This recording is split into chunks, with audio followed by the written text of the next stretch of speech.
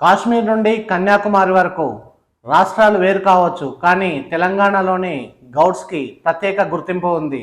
దీనికి ముఖ్య కారణం సర్దార్ సర్వాయి పాపన్న గౌడ్. తాను ముస్లిం రాజులను ఎదిరించి గోల్కొండ కిలాను తన ఆధీనంలోకి తెచ్చుకున్న గొప్ప మహావీరుడు. ఈరోజు స్పెషల్ స్టోరీ గౌడ చరిత్ర. Welcome back to GTV Garuda 9.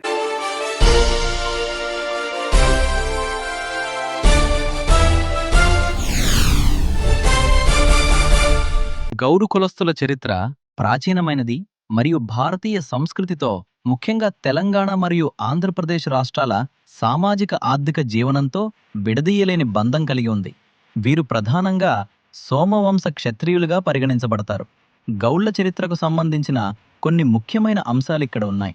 1. పురాణ మరియు చారిత్రక నేపథ్యం. మూల పురుషుడు.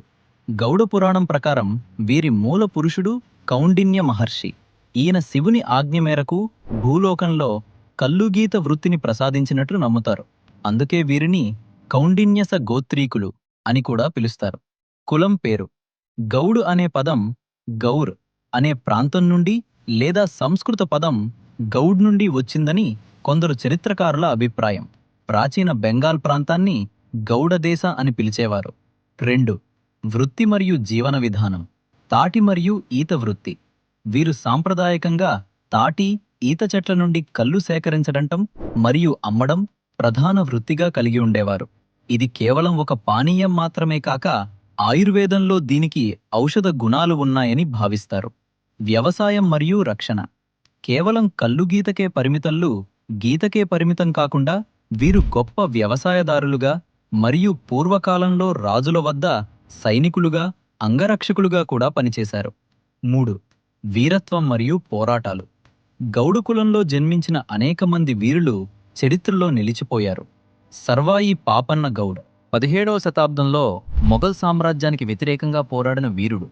ఈయన జనగామ జిల్లాలోని ఖిలాషాపూర్ కోటను నిర్మించి సామాన్య ప్రజల కోసం ఒక స్వతంత్ర రాజ్యాన్ని స్థాపించారు. స్వాతంత్ర పోరాటం.